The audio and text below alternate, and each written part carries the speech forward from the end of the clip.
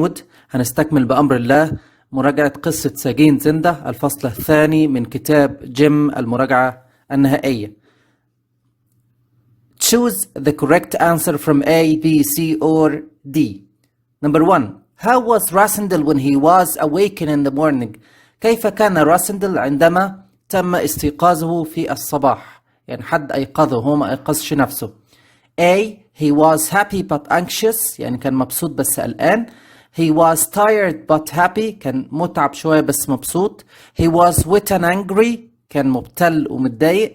He was tired and ill، كان مجهد وتعبان. طبعا هنا لما رموا عليه مية فنقول he was wet. طبعا هنقول هنا angry على أساس إنه قال لهم إيه this is not funny، يعني إيه اللي بتعملوه ده؟ يبقى هنا he was wet and angry. Okay. Number 2. Why wasn't راسندل as sick as the king was? هو ليه راسندل ما كانش مريض زي الملك؟ He was stronger than the king. He didn't eat the same food as the king. He didn't eat as many cakes as the king. He knew what was planned for the king. طبعا لأنه ما أكلش كيكة زي الملك، هو يدوب أكل واحدة.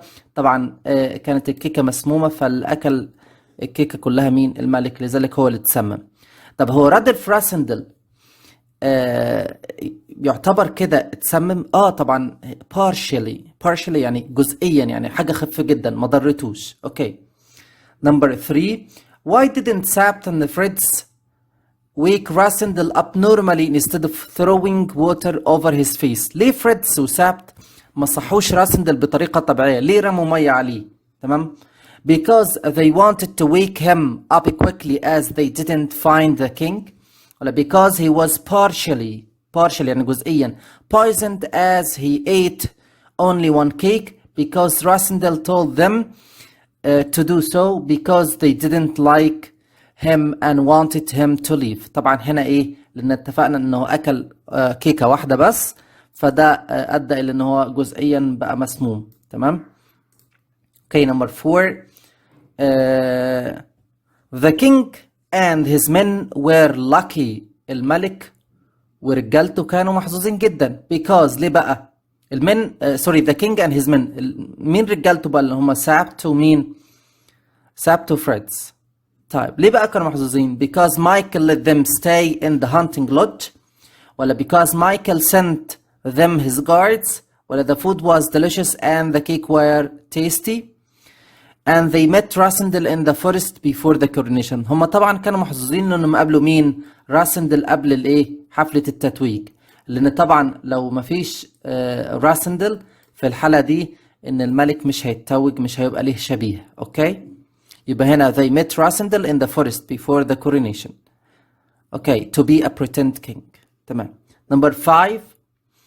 What did the Fred suggest doing to solve the difficult solution the king was in؟ هو فريدز اقترح ايه عشان يحل مشكلة الموقف الصعب اللي هو في الملك؟ انه that he is poisoned، انه that he is very sick، okay that his pulse is weak، نبضه ضعيف، انه هو مريض مش قادر يتحرك. حل دي المشكلة ازاي؟ getting a doctor for the king. هو كان الحل ده مطروح بس من مين؟ من سابت مش من فريدز. telling the people that the king was ill، بالظبط كده. taking the king unconscious to Strelso، لا طبعا. putting off the time of the coronation. putting off يعني يأجلوا وقت الايه؟ الكورونيشن. طبعا كان الحل الوحيد من فريدز اللي هو ايه؟ telling the people that the king was ill. اما سابت كان ليه حل تاني اللي هو ايه؟ getting the doctor for the king. بس مين اعترض وقف في النقطة ديت؟ فريدز نفسه قال له لا الوقت مش هيصحهم، وان الدكتور بعيد عن هنا. Okay. Number 6. Why did Sapt object to telling the people in Strelso that the king was ill؟ ليه سابت رفض يقول للناس في ستريلسو ان الملك مريض؟ Because the king would be fine and would go to be crowned.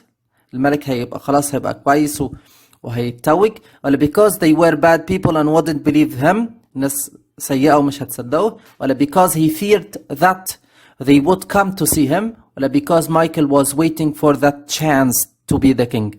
طبعا سابت رفض النقطة دي لأنه كده فاهم إن دي فرصة فرصة مايكل إن هو يبقى الملك. يبقى because Michael was waiting for this chance. كان منتظر الفرصة دي إيه؟ to be the king. Okay. Let's move to number 7. If the king wasn't crowned on the appointed day. If the king wasn't crowned on the appointed day يعني لو الملك ما اتوجش في اليوم المحدد. Michael would be sad. His half brother would take the throne. Flavia would kill herself. People would wait for him the next day. طبعا لو ما اتوجش مين هياخد بدل منه؟ أكيد his half brother اللي هو مين؟ Michael. His half brother would take his place. Okay? His half brother would take his place. يعني أخوه هياخد إيه؟ مكانه. يعني دي فرصة مايكل إنه يبقى الملك. Number 2. Michael was very weak as إيه؟ مايكل ده كان سيء للغاية، كان شرير جدا. لأنه إيه؟ He poisoned his half brother to be the king. طبعا لأنه سمم أخوه عشان يبقى الملك. ولا he persuaded Rasindel to be the king. أقنع راسندل إنه يبقى الملك. ولا he imprisoned Sabt Fred's سجن سابت وفريدز. ولا he made Fred's kill the king. خلى فريدز يقتل الملك. طبعا ولا واحدة في دول اللي هي الإجابة الصحيحة مين؟ he poisoned his half brother اللي هو إيه؟ رودولف the fifth to be the king.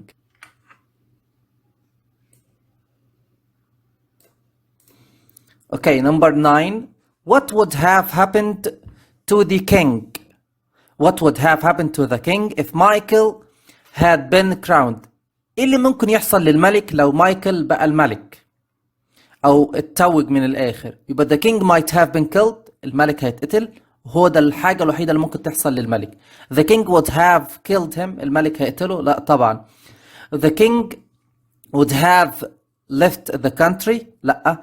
All people would have been furious. الناس كلها تتضايق. لا، الحاجة الوحيدة اللي هتحصل انه هيخلص على مين؟ على الملك. هيقتل الملك اللي هو مايكل طبعا. هيقتل الملك. Number 10. Rasindel feared the king's anger. راسندل خاف من ايه بقى؟ feared the king's anger. خاف من غضب الملك. If he took his place. لو هو أخذ ايه؟ مكانه. يعني طبعا to be crowned in the coronation. تمام؟ in Strelso. انه يتوج. But Sabt said to that. Sabt قال له ايه؟ Sabt told him the king would agree to that. الملك هيوافق على كده. It was the king's decision. ده قرار الملك. It was for Britannia. ده علشان خاطر بريطانيا need none of these. ولا واحدة من ده كله. طبعا هنا it's for Britannia. لأن سابت ساعتها قال له إيه؟ عشان يقنعه قال له إيه؟ Our country needs this. Our country needs this. يعني بلدنا محتاجة كده. يعني من الآخر هي إيه؟ ده كله عشان خاطر مين؟ بريطانيا. Number 11. Rasindel agreed to take the king's position in the coronation because راسندل وافق ياخد مكان الملك في حفلة التتويج. تمام. Because he wanted to kill Michael and the weak people. عايز يقتل مايكل والناس الشريرة. Sabt threatened him to do that. سابت هدده انه يعمل كده، انه يبقى الملك يعني. He wanted to save Britannia and help the real king. كان عايز انه ينقذ بريطانيا ويساعد الملك الفعلي للبلاد. He had always dreamed of being a king. طبعا هو كان كل همه انه ايه؟ يساعد الملك الفعلي للبلاد مش اكتر. تمام؟ وينقذ مين؟ بريطانيا. هو ما كانش يطمح في منصب ولا اي حاجة من ده كله.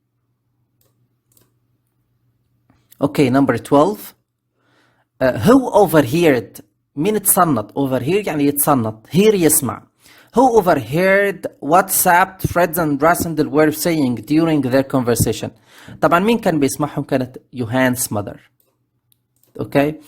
Number 13. Joseph was the personal servant to Rodolph the fifth اللي هو الملك. يبقى the king مين؟ رودولف الفبرج. كينج رودولف الفبرج. خلي بالك ليه ما قلتش ذا كينج رودولف الفبرج؟ دايما لما في استخدام الارتكلز اللي هو وان وذا، لو انا هذكر الاسم يبقى هكنسل ذا. طب لو هشيل الاسم يبقى احط ذا، يعني ذا كينج وهسكت. زي عندنا ذا بريزيدنت الرئيس وسكت. طب لو قلت هنا بريزيدنت سيسي او بريزيدنت حسني مبارك يبقى كنسل ذا. اوكي. Number 14. Where did Sabt plan to hide the king? هو سابت خبى فين او كان مخطط انه يخبي الملك فين؟ طبعا in the cellar. كان قراره انه يحطه فين؟ في السيلر. جوزيف was left behind to space in Zenda. هم سابوا جوزيف في زندا ليه بقى؟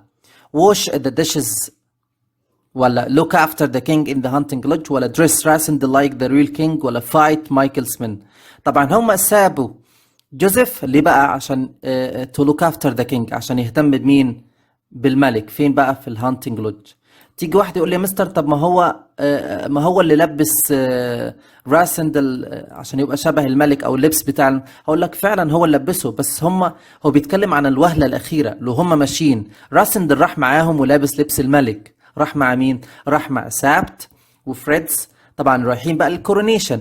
سايبين مين وراهم بقى؟ جوزيف. ليه بقى؟ عشان يلبس راسندل تاني؟ لا طبعا عشان يهتم بمين؟ بالملك. to look after the king in the hunting lodge. وطبعا لو جه مايكل او رجالته يقول لهم ايه؟ ان ما فيش حد موجود في الهانتنج لودج. ده كانت مهمة جوزيف لما سابوه وراهم. تمام؟ طيب number 16 was kept with the king in the cellar. سابوها مع الملك في السيلر، اللي هي جوزيف ولا the innkeeper ولا يوهانس mother ولا none of these. طبعا هنا يوهانس mother سابوها معاه في السيلر. ليه بقى؟ لان هي سمعت المحادثة كلها بين راسندل وسابت وفريدز، فهم خافوا لا تحطهم في مشكله، فسابوها بقى فين؟ في السيلر. تمام. and they told Joseph to set her free after some time. يعني قالوا له بعد شويه كده يا جوزيف ايه؟ اطلق سراحها. 17 why was the station guard surprised؟ ليه الجاردز الموجودين في الستيشن كانوا مستغربين كده؟ because he او الحارس سوري. ليه كان مستغرب؟ because he realized the trick was played on him، لأن حس إن في خدعة بتلعب عليه، ولا because he saw the Rasendel looked like the king، إن شايف راسندل شبه الملك، ولا because he saw the king alone with Sabt and Fritz، لأن شاف الملك لوحده مع سابت وفريدز، ولا because he didn't see Michael with them، لأن ما شافش مايكل معهم. طبعا الإجابة الصحيحة because he saw the king and alone with Sabt and Fritz. طبعا الجارد كانوا متوقعين ان فيه هيبقى جاردز مع الملك وحاجة زي كده. تمام. ودي كانت الخطة كده. حتى ساعتها رد عليه فريدز وقال له ايه؟ we have changed the plan. احنا غيرنا الايه؟ الخطة. تمام. غيروا الخطة وهم جابوا جابوا راسندل معاهم من غير اي جاردز. فلذلك كان الجارد كان مستغرب. تمام. انه شايفينهم لوحدهم او شايفين الملك ايه؟ لوحده مع سابت وفريدز. اوكي number 18 why was Sabt always at Rasendel's side؟ ليه سابت دايما كان بجانب راسندل؟ to teach him the history of Mauritania، to teach him German، to assure and help him play the role، to protect him from the king. طبعا هو قال له ان هو هيبقى دايما معاه عشان يساعده ازاي ايه؟ to be a pretend king and play the role، ازاي يأدي الدور بشكل احترافي، دور انه يبقى ملك طبعا. Number 19 what helped Rasendel to impersonate the king perfectly؟ ايه اللي ساعد راسندل انه يتجسد شخصية الملك بشكل جيد؟ Sabt told him the history of the king's life. سابت قال له التاريخ بتاع الملك والinterests والdislikes والlikes، قال له الاهتمامات وكل حاجة عن الملك. He read about that in different books and because he spoke Spanish and Italian he met the king in the forest and had dinner with him. لا طبعا هو ده اللي ساعده ان هو يتجسد شخصية الملك، ان سابت قال له كل حاجة عن حياة مين؟ الملك.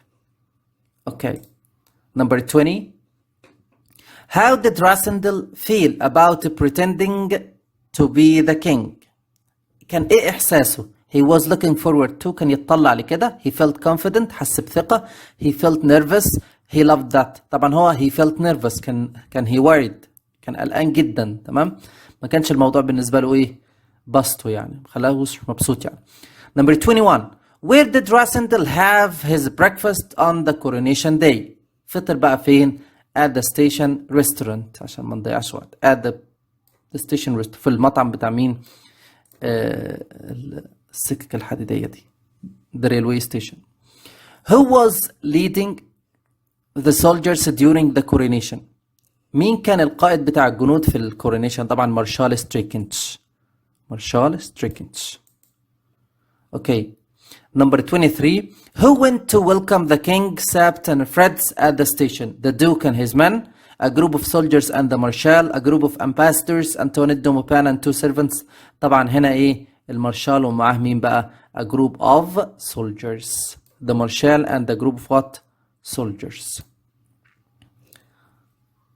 Okay.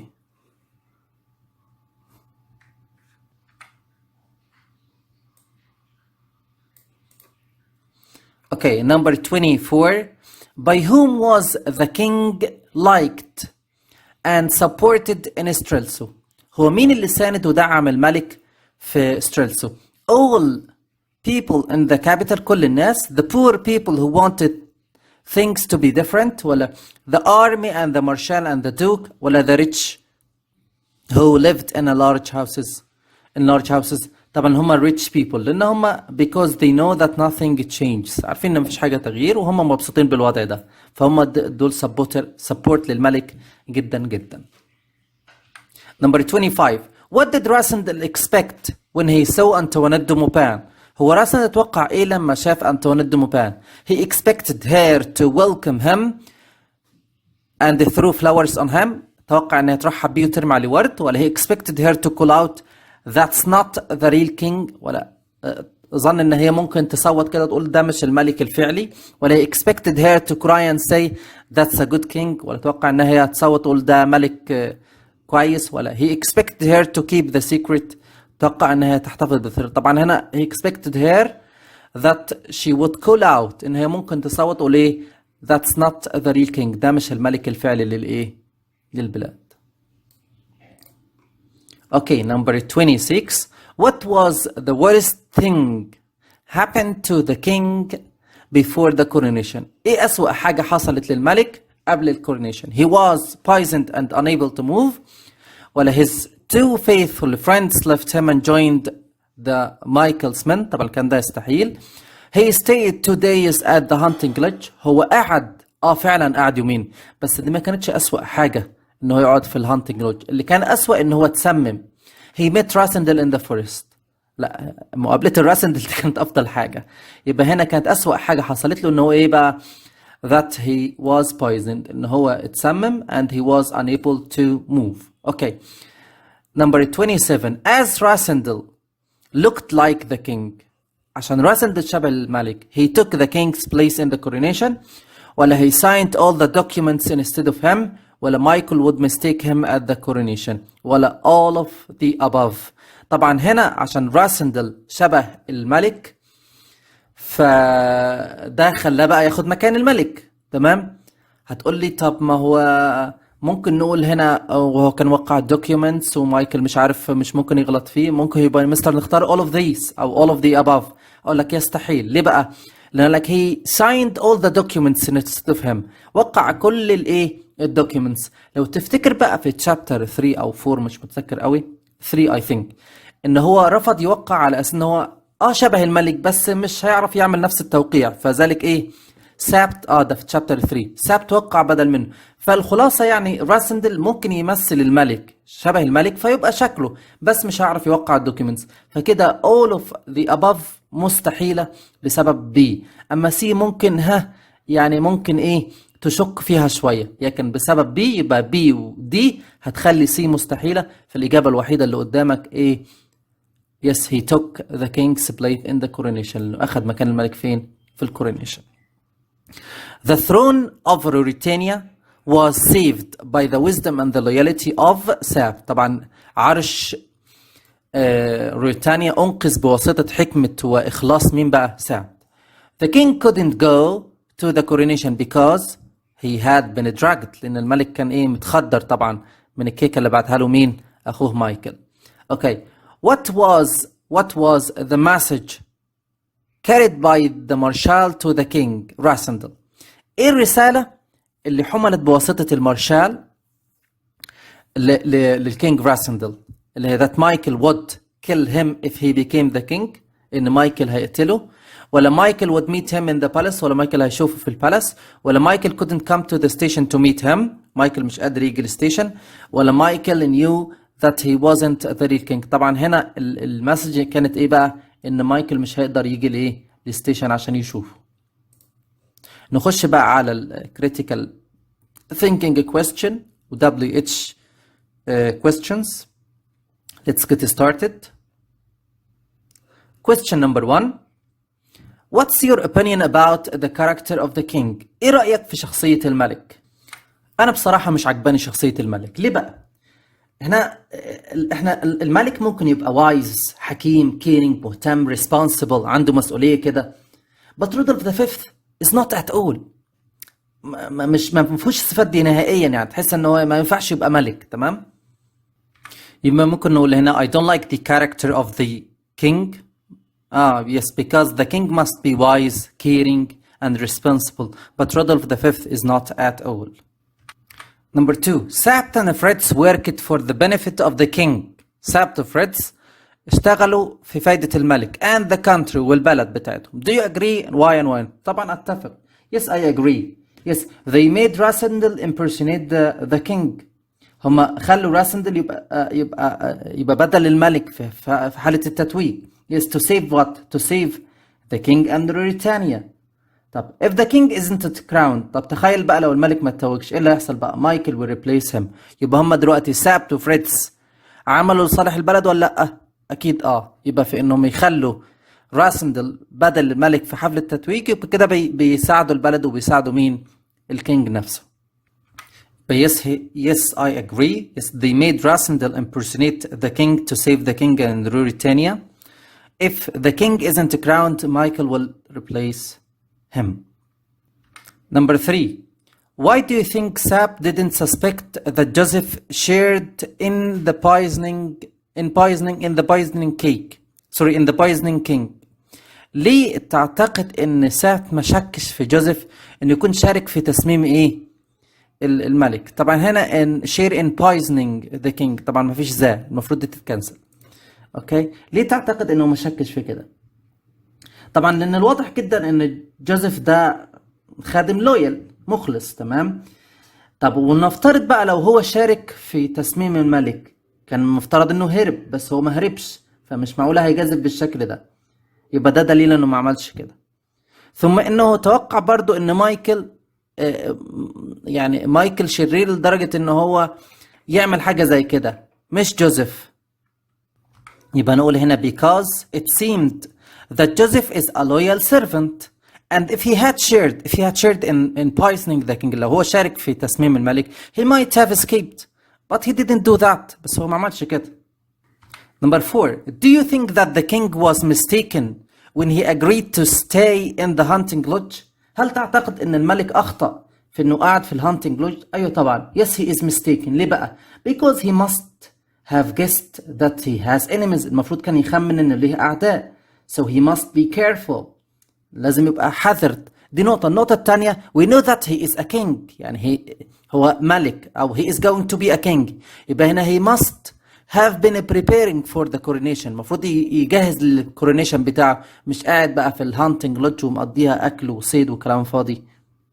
Yes, he is mistaken because he must have guessed that he has enemies. المفروض كان يخمن اللي لها اعداء. تمام. And he must have been careful. كان مفترض بحذر.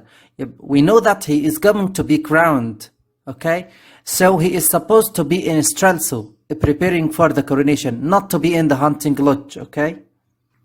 Number 5. Do you think that it's proper for a king to eat so much? Why and why not? هل تعتقد من المناسب لملك أن يأكل كثيرا؟ ولما لا؟ تمام؟ طبعا أنا لا أعتقد ذلك. المفروض يبقى معتدل في أكله عشان يحافظ على صحته. Yes. No, I don't think so. لا أعتقد ذلك. He must be an average. لازم يبقى كده معتدل متوسط. Not to eat too much to keep his health. ما ياكلش كتير عشان يحافظ على صحته. يبقى no, I don't think he must be an average, not to eat too much, just to keep his health.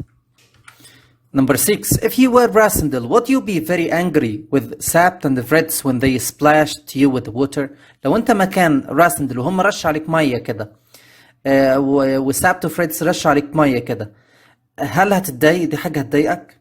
وأنا أكيد طبعا yes I would be angry but after I know the reason، بس بعد ما أعرف السبب I might be calm، ممكن أبقى إيه أهدى كده. اسمها على فكرة اسمها calm مش calm، تمام؟ ال silent. يبقى yes I would be very angry but after I know the reason I might be calm. Number 7. What other solutions of the problem could Sam and Fred think of؟ ايه الحلول التانية اللي فكر فيها سابت وفريدز كحل مشكلة؟ طبعا احنا عارفين سابت فكر في انه يجيب دكتور، تمام؟ بس اعترضوا مين فريدز على انه بعيد. فريدز بقى فكر في ايه؟ قال لك بس نقول للناس الحقيقة ونقول لهم ان الملك ايه تعبان. بس في الاخر خالص الحمد لله ربنا اكرمهم ايه، وسابت جات له فكرة انه يخلي بقى مين راسندل هيبقى a pretend king. يبقى هنا Sap thought of getting a doctor, okay, and Fred thought of telling the people the truth that the king is ill. But finally, Sap came with an idea that he would make Rasindel as a pretend king. يبقى هنا Sap thought of getting a doctor, but Fred thought of telling the people the truth that the king is ill. Number 8. Do you agree with Sap when he suspected Duke Michael? Why? Yes, I completely agree. أيوة أتفق معه. Because we know that Michael is a weak man and he may kill his brother to be crowned instead of him. طبعا هو راجل شرير وممكن يقتل أخوه عشان هو يبقى إيه الملك بدل منه. وطبعا سابت عنده معلومات بكده وعنده ذكاء وفطنة إنه هو إيه وحكمة إنه يقدر يوصل لمعلومة زي كده إن مايكل إيه is an evil يعني شيطان or weak أو شرير. Yes, I agree because Michael is a weak man and he might kill his half brother to be a king. Number 9. Were Sapt and Fred's right to lock Johan's mother in the cellar and why? Yes, they are right. أيوة هم محقين إن هم يحبسوا مامة يوهان فين؟ في السيلر. ليه بقى؟ لأن that she may spoil their plan، ممكن تفسد خطتهم. She may tell Michael، ممكن تقول لمايكل. So it's better to lock her in the cellar. من الأفضل إنهم كانوا يحبسوها بقى في السيلر مع الملك. Yes, they are right because she overheard everything. طبعا هي سمعت كل حاجة. And she might tell Michael. ممكن تقول مايكل. And this may spoil their plan.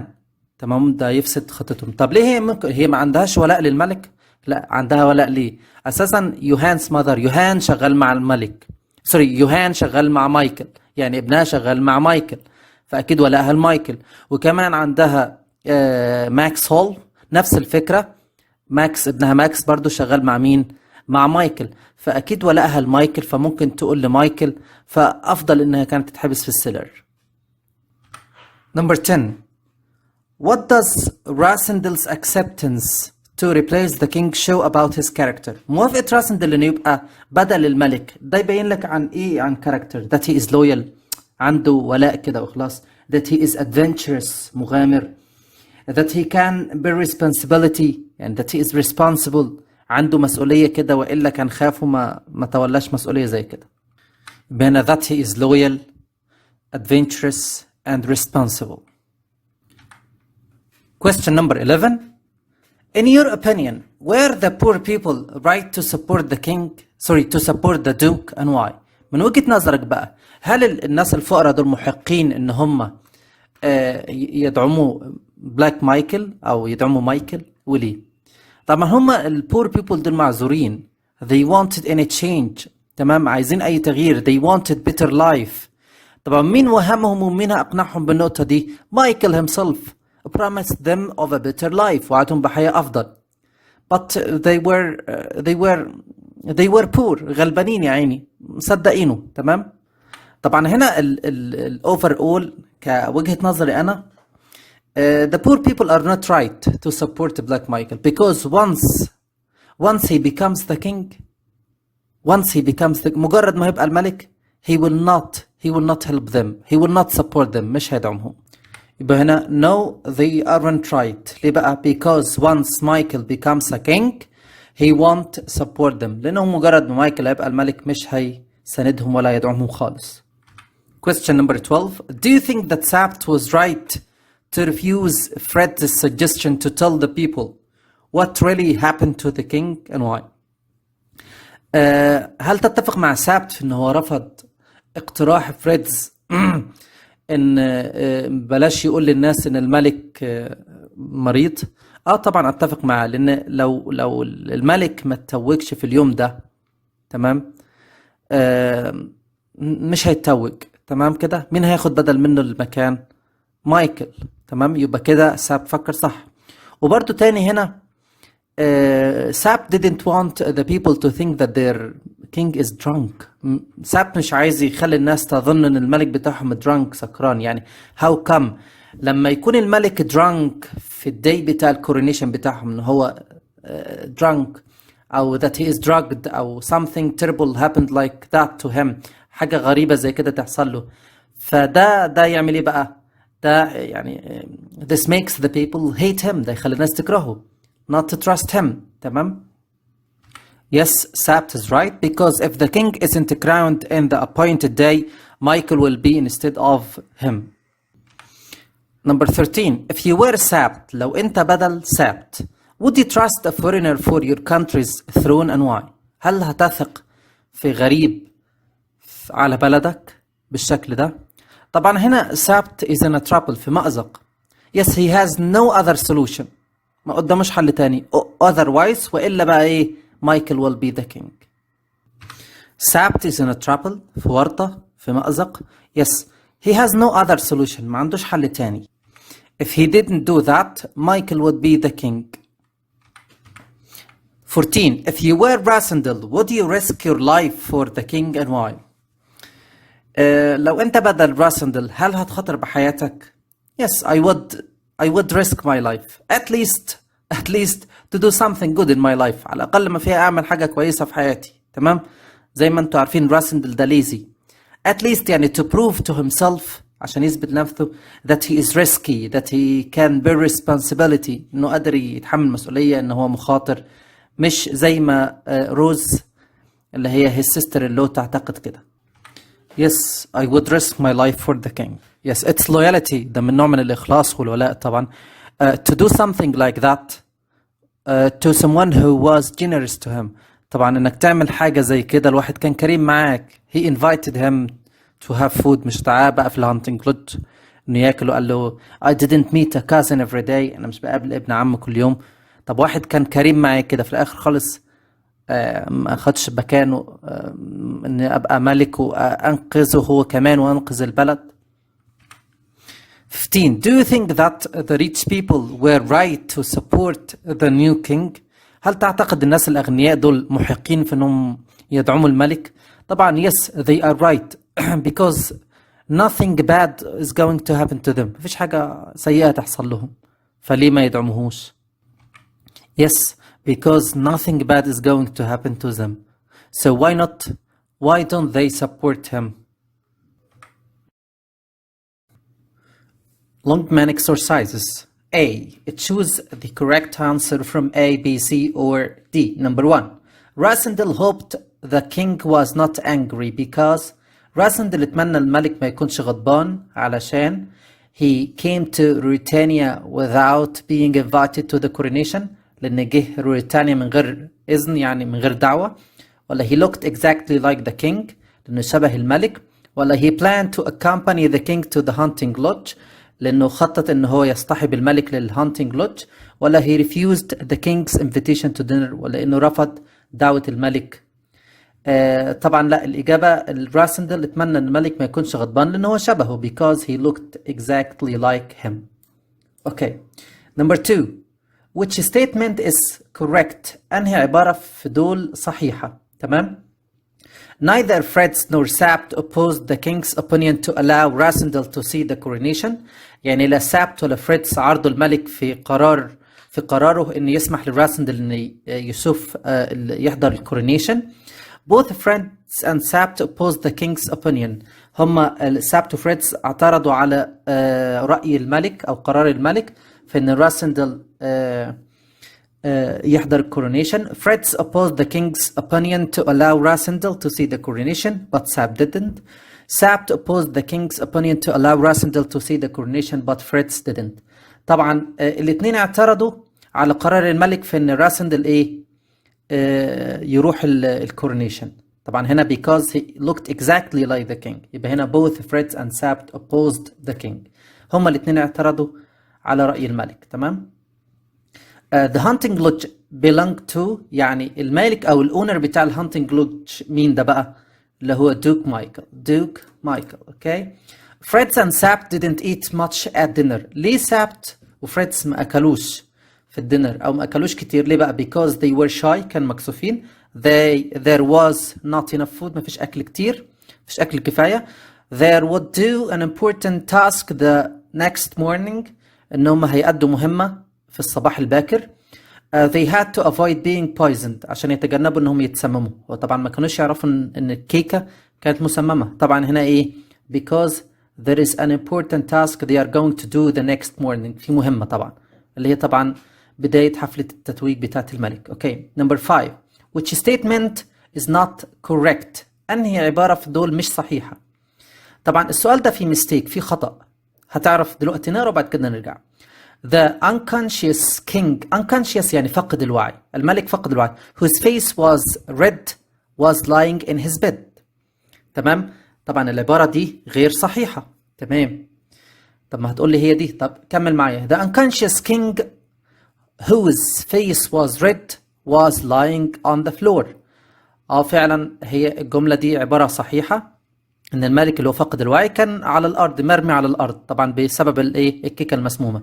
The conscious king، هنا conscious يعني واعي او مدرك يعني، او مش فقد الوعي يعني شخص عادي. The conscious king whose face was red was lying in bed، يعني كان على سريره. لا دي مش صحيحه. The conscious king whose face was red was lying on the floor، الملك وهو طبعا بوعيه كان على الارض. هتلاحظ ان الثلاث عبارات اللي هم A C D كلهم خطأ، ما عدا اللي هي ايه؟ The unconscious king whose face was red was lying on the floor، يعني الملك اللي هو فقد الوعي كان مرمي على الارض. يبقى هتلاحظ هنا دي الجملة الصحيحة والباقيين ايه؟ غلط. فالمفروض ايه؟ which statement is correct، يعني كده انت من الاخر هتكنسل مين؟ كلمة not دي مش محلها. يبقى نقول which statement is correct، انهي عبارة صحيحة. فنلاقي الجملة الصحيحة اللي هي ايه؟ B. تمام. اللي هي the unconscious king whose face was red was lying on the floor. Number 6 Sabt space suggested telling the people that Rasendal was ill. اقترح انه يقول للناس ان راسندل مريض. لا ما اقترحش كده. insisted that Rasendal should leave for England and even after the kind had become، طبعا هنا يقصد the king يعني، had become unconscious. أصر إن راسندل المفروض يسيب إنجلترا حتى بعد ما عرف إن الكينج unconscious. لا. wanted Duke Michael to be the king، عايز مايكل يبقى الكينج. لا. asked Sabt to replace the king in the coronation، طلب من راسندل، سابت طلب من راسندل إنه يبقى بدل الملك، وهو ده الصحيح اللي عمله بالضبط. Okay. 7 why did Rasendal agree to replace the king in the coronation؟ ليه راسندل وافق انه يبقى بدل الملك؟ to be the king forever، عشان يبقى الملك للأبد. to prevent Sabt from taking the crown، يمنع سابت انه يتوج يعني. to prevent Duke Michael from taking the crown because the king asked him to do so. طبعا هو عمل كده عشان يمنع مايكل ان هو ايه؟ يستولي على الحكم. اوكي. بدل الملك، لان طبعا دوك مايكل was planning to be crowned instead of the king، ودي طبعا خطة مين؟ دوك مايكل. because يوهان's mother overheard Sabt's plan، لأن مامة يوهان اتصنتت عليهم على الخطة بتاعتهم. the king had to change the route، الملك قرر انه يغير الطريق. she was locked in the cellar with the king. Fritz killed her. she was kidnapped by Fritz and Sabt. طبعا هنا ايه؟ she was locked in the cellar. طبعا هنا لانهم طبعا مين يوهان's mother دي؟ she is a servant of دوك مايكل، دي خادمة لمين بقى؟ المايكل، دوك مايكل. فإنها تسمع البلان بتاعت سبت، فده خطر عليهم، فقرروا انها ايه؟ to look here يعني زي كده يحبسوها مع الملك فين؟ في السيلر. Number 9 Johan's mother space prepared the king's clothes, was a servant of the duke, was an important person in the country, brought the cakes to the king. طبعا هنا she was a servant of Duke Michael. Okay. Number 10 what did Sabt suggest doing after the king had become unconscious. سبت قرر ايه بقى؟ returning to the capital, fetching a doctor. fetching يعني يحضر طبيب. arresting Duke Michael, telling the people the truth. هو طبعا اقترح انه ايه to get a doctor, يجيبوا الدكتور طبعا عشان يعالجه. طبعا فريدز اعترض الكلام ده على اساس ان هو ايه صعب يجيبوا دكتور دلوقتي. طبعا فريدز اعترض على اساس انه طبعا يعني لمسافة 15 كيلو مش هيلاقوا حتى دكتور، وحتى لو جابوا دكتور مش هيقدر يخليه better than now، يعني مش هيخليه يقدر يبقى افضل من كده. Answer the following questions. The critical thinking question. Number 1. Do you think that Duke Michael really wanted to do well when he allowed his servants to serve the king? Why and why not? يعني هل تشك في نوايا مايكل في انه هو كان عايز يعمل حاجة كويسة او حاجة خير في انه هو يخلي السيرفنتس بتوعه يخدموا الملك؟ طبعا no not at all. لا طبعا. زي ما احنا شفنا طبعا يوهان's mother, it seemed that he asked her, الواضح انه طلب منها ايه بقى؟ to overhear Sapt and Fritz after giving the king the poisoned cake. طبعا قال لها تصنتي على فريدز وسابت وهيقول ايه طبعا بعد ما الكينج هيبقى unconscious. ده الواضح جدا ان هو ما كانش ناوي نية كويسة. تمام. كان عارف ان كان مرتب كل الامور ان الكينج هيبقى poisoned مسموم، وان هو يبقى ايه في الكورونيشن بدل منه. No, I don't, as it seemed to ask Johan's mother to overhear Sapt and Fritz after the king becomes unconscious. Number 2. Was it a risk for Rasendal to replace the king? Why and why not? هل فيها مخاطرة من راسندل إنه هو يستبدل بدل الملك؟ Yes, it was a risk. طبعا أكيد مخاطرة، وبالذات أكتر مخاطرة ليه بقى؟ As he is going to be fought by a wicked man who is the Duke Michael. طبعا أكيد لأن هو واحد زي الدوك مايكل مش هيسيبه في حاله، أكيد هيحاربه، فأصبحت أكثر خطر عليه. يبقى yes, it was a risk as he is going to be fought by a wicked man who is Michael. فده هيخليها بدل ما هي كانت يعني حاجة خطيرة قليلة بقت أصعب خطورة، يعني it became more difficult than before. أصعب من الأول. Number 3. Do you agree that Johan's mother intended to overhear Sapt's plan and why? And why not?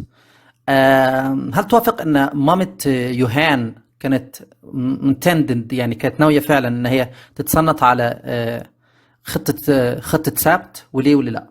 طبعا yes I think. ليه بقى؟ because we know that she is the duke's servant. طبعا الخادمة عند مين؟ الدوك، فأكيد her loyalty is to the duke، ولها لمين؟